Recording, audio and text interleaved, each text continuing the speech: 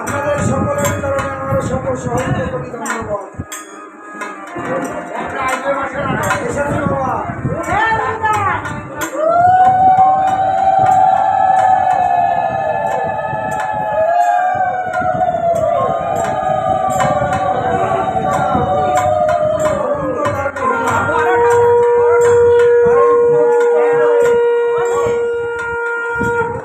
আপনাদের মনে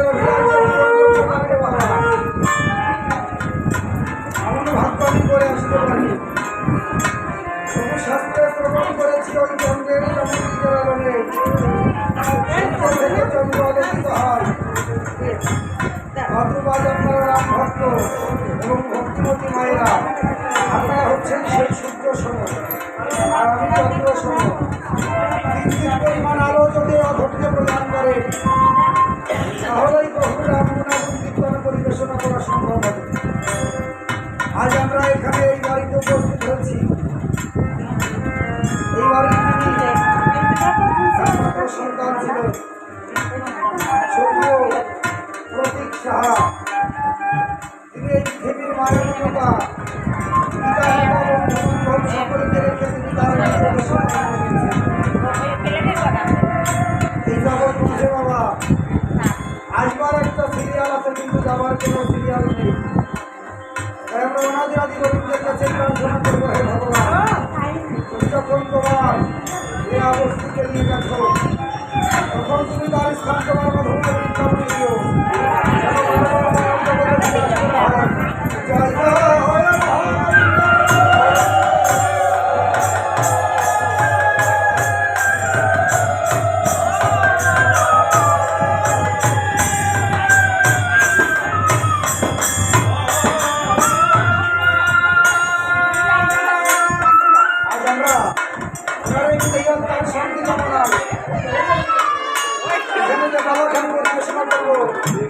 একটু অধিক সরে বসা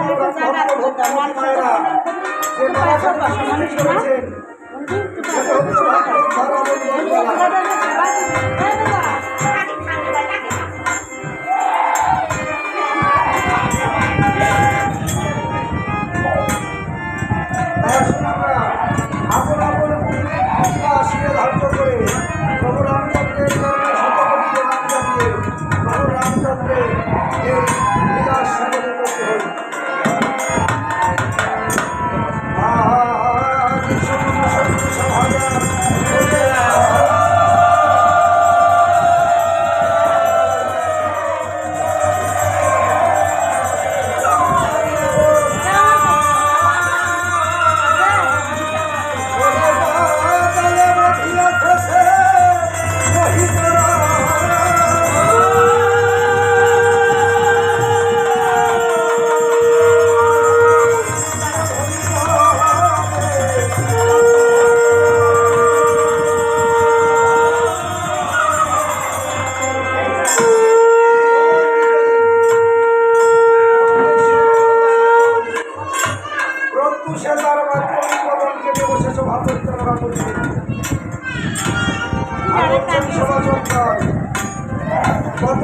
আমার জ্যেষ্ঠ পুত্র মহিলা আমার চরম দুখানি ধরে প্রতি প্রতিজ্ঞা করেছিল যে অন্তরাত্রের ভিতরে শ্রীরাম লক্ষ্মণকে নিয়ে গিয়ে পাতাল প্রেমা ভদ্রাকালী তারে বলিদান করবে।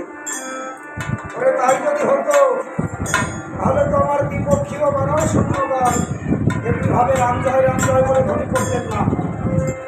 আর শুধু তাই নয়, তাদের রাম জয় ধ্বনিতে আমার এই লঙ্কাপুর যেন ঘর ঘর করে কেঁপে উঠছে। ধর্ম সময় লক্ষ্মণের কাছে রাবণ সবার এক পাশে ভগ্নদূত বিষণ্ণ বদনে দাঁড়িয়ে। ভগ্নদূতকে দেখে জিজ্ঞাসা করলো ভগ্নদূত, বলতে পারো যুদ্ধের আজ কি সংবাদ নিয়ে এসেছো? ভগ্নদূত বড় জোরে বিষণ্ণ বদনে বললেন, মহারাজ আজ তো আমি যুদ্ধের কোনো শুভ সংবাদ আনতে পারিনি, কেননা গত নিশীতে হনুমান করে আপনার সবপুত্র মহিলা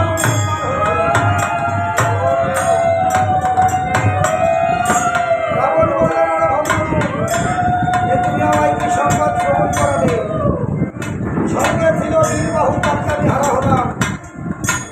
দেবরাজ ইন্দ্রের সঙ্গে যুদ্ধ করে বিজয়ী হয়েছিল বলে প্রিয় পুত্রের নাম রেখেছিলাম ইন্দ্রজিৎ, তাকেও জন্মের মতো হারা হলাম। শেষ ভরসা ছিল পাতালপুরে মহিলা লোক, তাকেও জন্মের মতো হারা হলাম।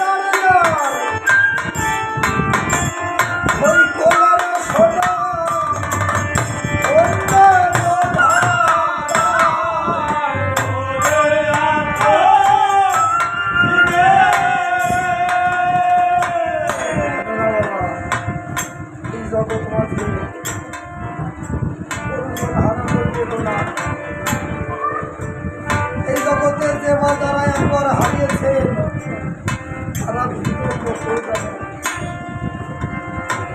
আজ দেখুন পিতা মাতা বেঁচে থাকতে সন্তান আগে ছেলে চলে গেছে। এর থেকে বড় কষ্টের অন্য কিছু হতে পারে না। এই জগৎ মাঝে সব থেকে ভারী বস্তু পিতার কাঁধে পুত্রের লাশ। আজ এই বাড়িতেও দশা, মায়ের নারী সেরা ঘর, মাকে ছেড়ে চলে গেছে। আর কখনো কোনোদিন সন্তানের সঙ্গে মায়ের আর সাক্ষাৎ হবে। মা যতদিন বেঁচে থাকবে এই কষ্ট এই ব্যথা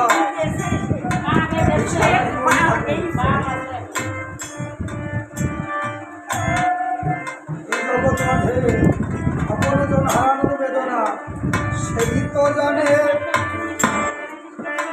হারানোর ব্যথা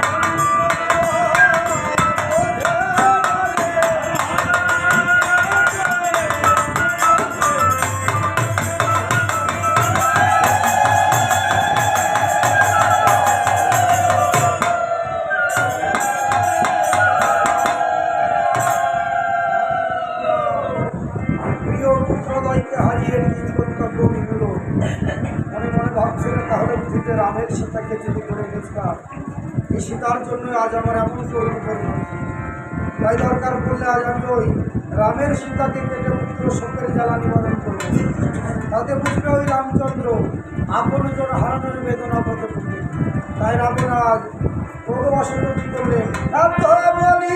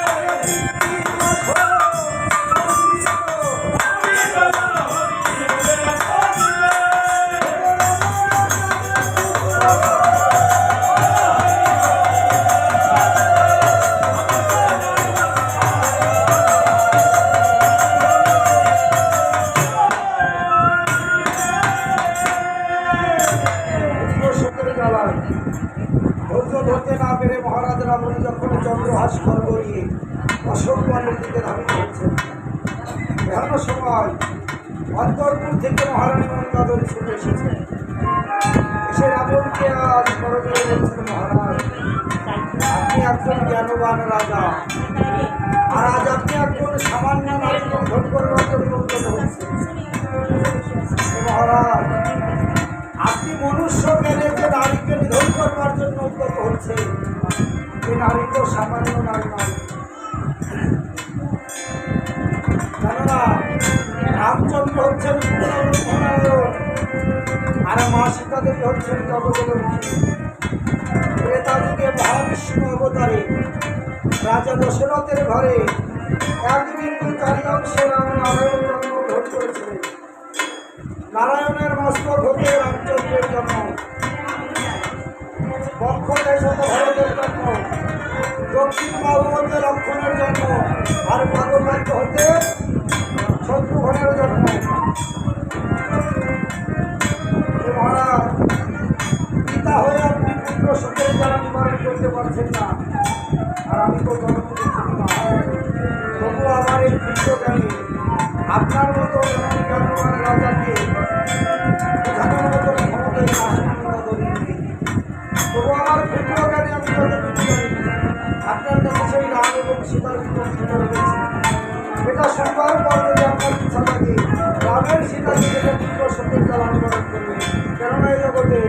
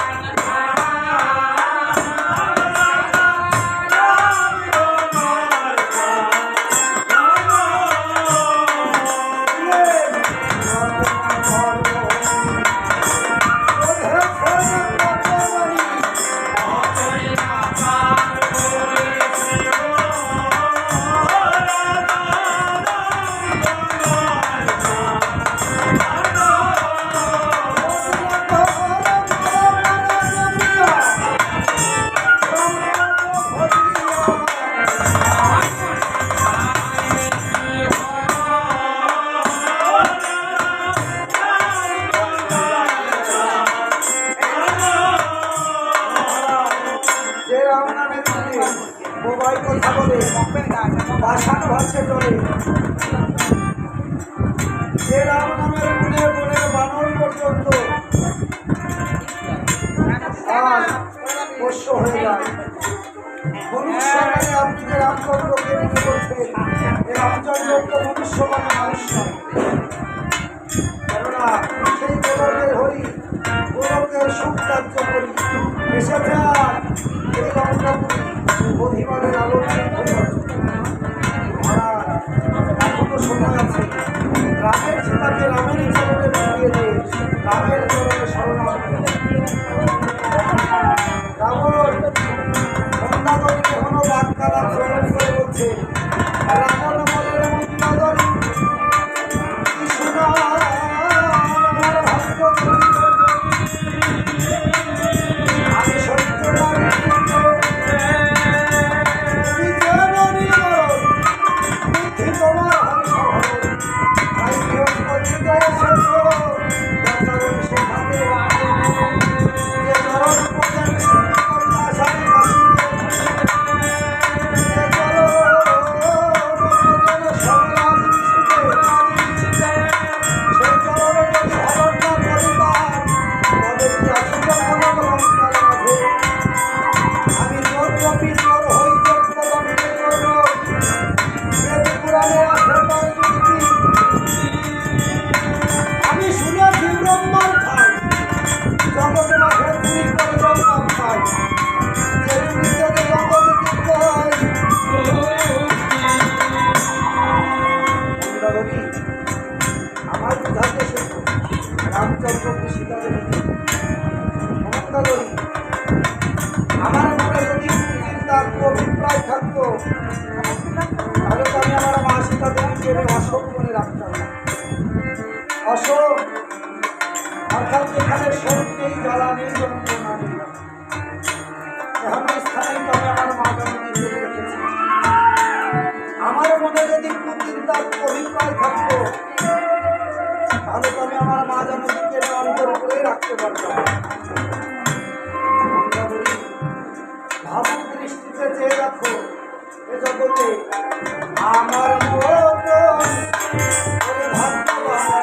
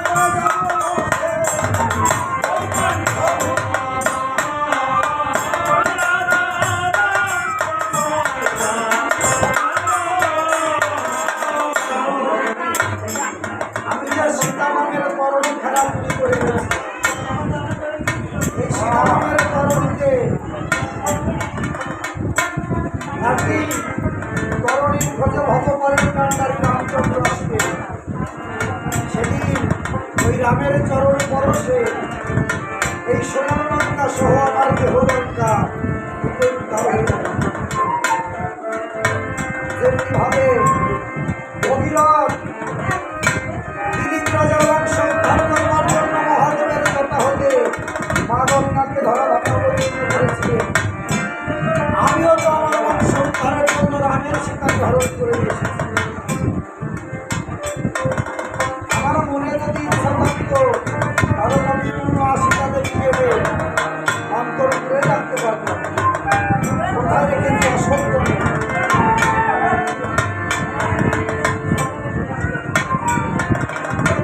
অশোক অর্থাৎ যেখানে কোনো শোক নেই, জ্বালা নেই, যন্ত্রণা নেই, এখনো স্থানে তোমার মা তাই মন্দাদরী তুমি যাও, আজ অন্তরপুরে ফিরে যাও। আজ উঠে আমার সেই দেশে যাওয়ার শেষের সময় রামায় রামচন্দ্র প্রসাদ করতে যাচ্ছে ভক্তরা। আয়াত পরমার ভক্তরা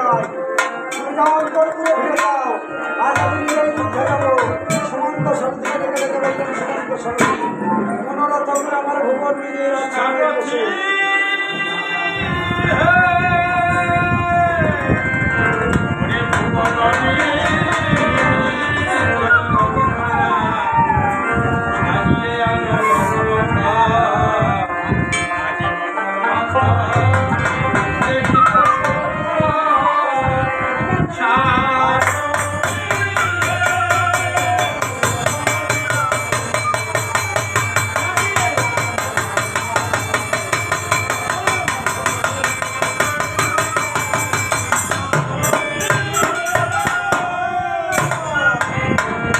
পবন পবন পবন পবন বলে রাবণ রাজা ডাকে ঘন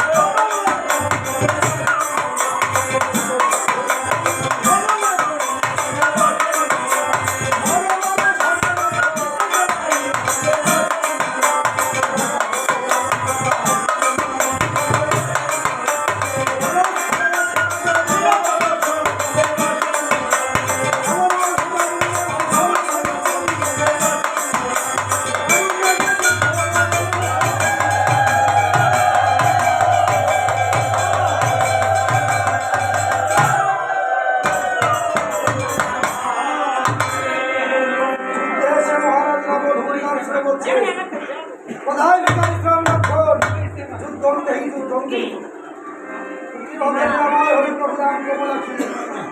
এই কথা কর্ণে শ্রবণ করে আগ্রে মিত্র কিশোর পশ্চাতে ছাত্র লক্ষণ সৈন্য সামন্ত মন্ত্র গ্রন্থ নিয়ে আসলে অনুষ্ঠানে দাঁড়িয়েছে সে বলছে রাবণ বুঝতে পারছি কাল পূর্ণ হয়ে গেছে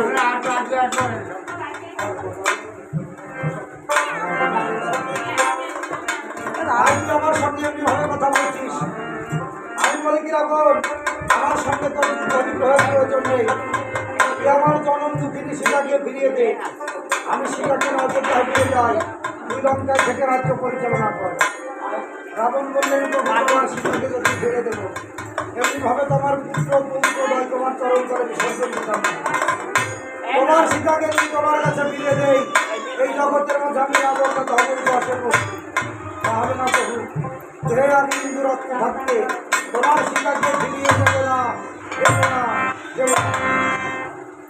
যদি সীতাকে নেবার মনোবাঞ্ছা থেকে থাকে ধরো অস্ত্র করণ দেখা যাক করবি রাবণ আমি আবারও বলছি ভেবে যাও বললো আমার যা ভাবার ভেবে নিয়েছি তবু ধরো অস্ত্র করণ আমি মনে মনে কি হবে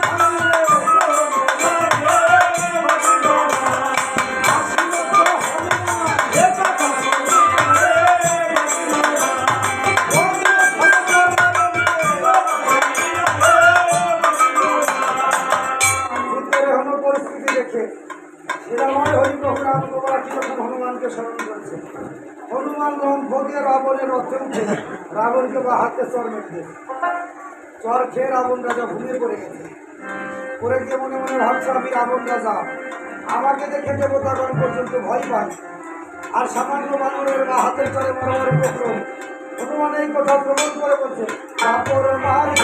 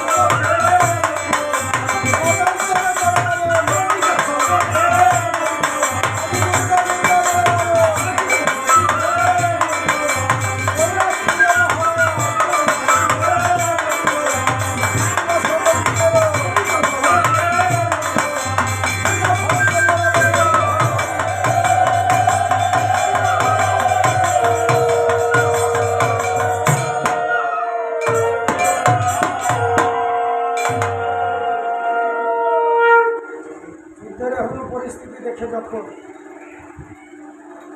লঙ্কেশ্বর রাজা দশানন আদ্যা শক্তি মহামায়া মা দুর্গাকে স্মরণ করেছে।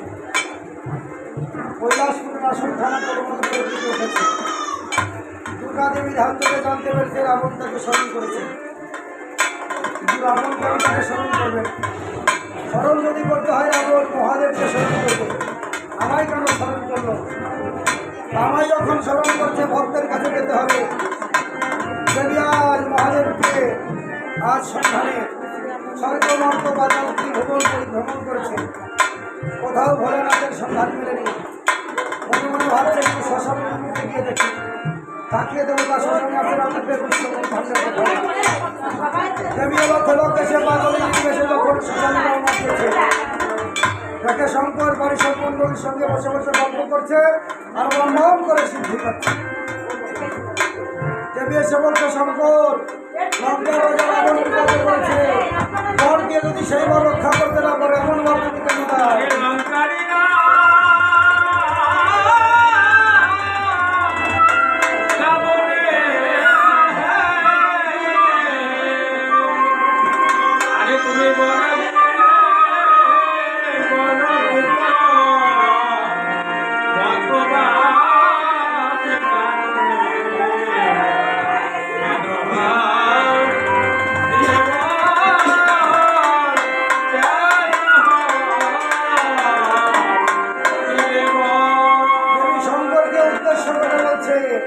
আরে শঙ্কর ভাঙ খাও, আবার ধুমরা খাও শঙ্কর, খাও হে ভাই।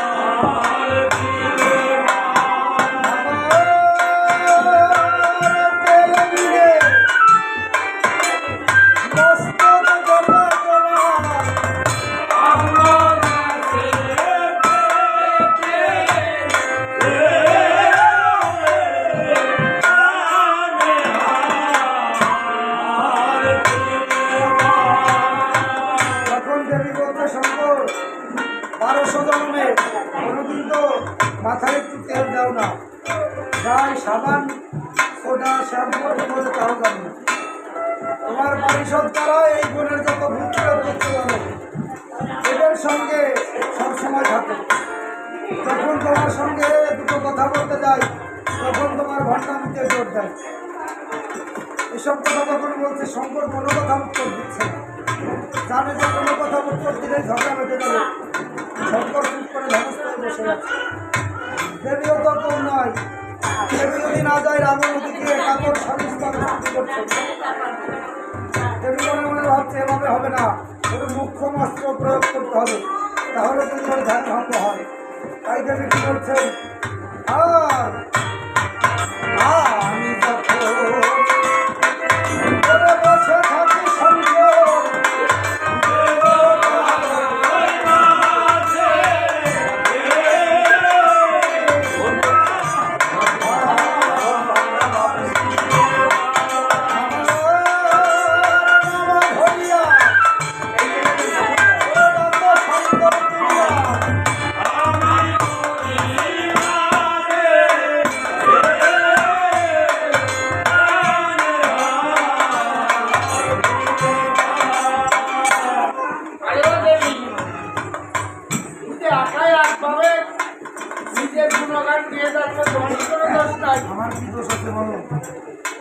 তোমার মতো বিরোধ করে বলি এই পৃথিবীতে দ্বিতীয় কেউ আছে কিনা? আমার কি দোষ আছে তাই বলো। অনেক ভালো তারা হ্যাঁ, ধ্বংসে দিতে আরে সত্য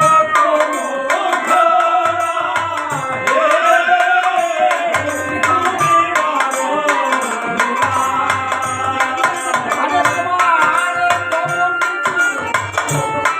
নাই হে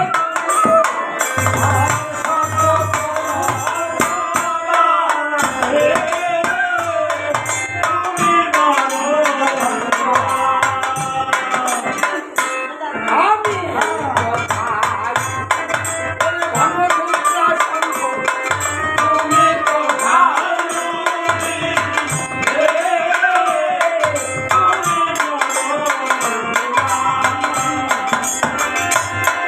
বলে আমি রাত্রি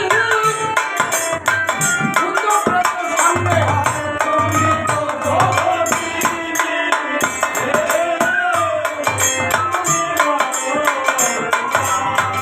তুমি করে এই বলে যত ভূত প্রেত দেখবেন মাকালি কি করছে ওই যত ভূত প্রেত জোগাড় করে এনে আসছে ও তাতে তোমার দোষ হয় না আর আমি একটু আম খাই আমি একটু দুধটা খাই তাতেই তোমার দোষ হয়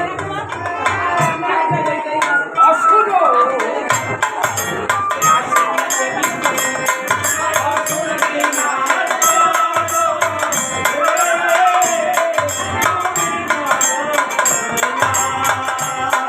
আরে আমার ওই অসুরেরও ওরে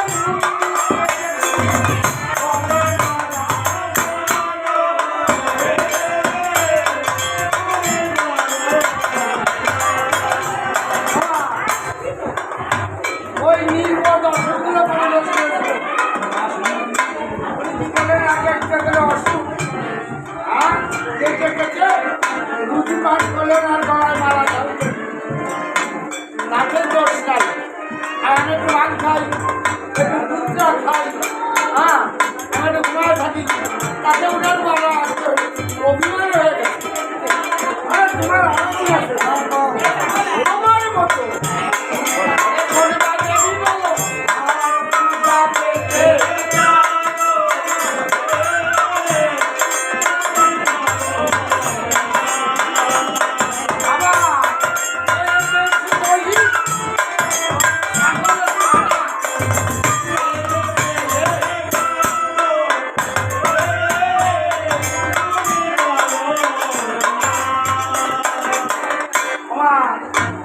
দেখবেন আপনারা কি করে বিপদে পড়েন মায়ের গর্বে কি করেন ভিক্ষা চান না আসলে দেখতে পারো মা আমার ছেলেকে ভালো করে দাও আমার স্বামীকে ভালো করে দাও আগামী বছর তোমাকে আমি চূড়া পাঠা দেবো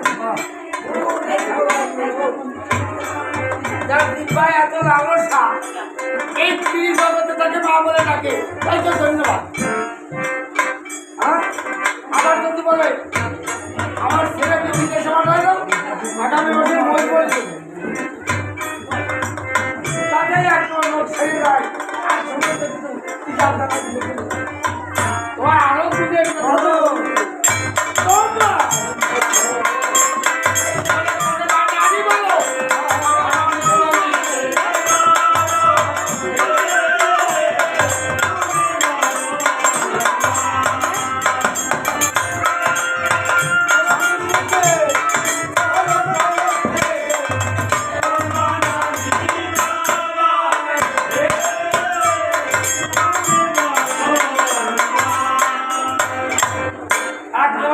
সত্যি সাবিত্রী সারিয়ে কি করছে স্বামীর বুকে চরণ কানিয়ে যাবে গোল মালিশ মনে করে তো আমাকে নিতে দিই। ওই বাড়ির স্নেহের বলার ক্ষমা স্বামীর বুকে একটি পাও দেওয়া যায় আরে দাও, কত দেয়? এ দিদিরা ওই ফেরার চলছে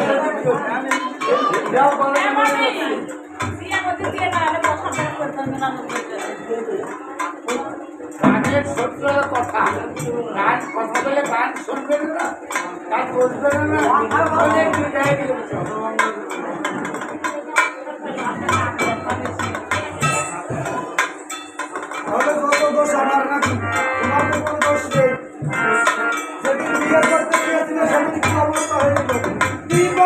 ভক্ত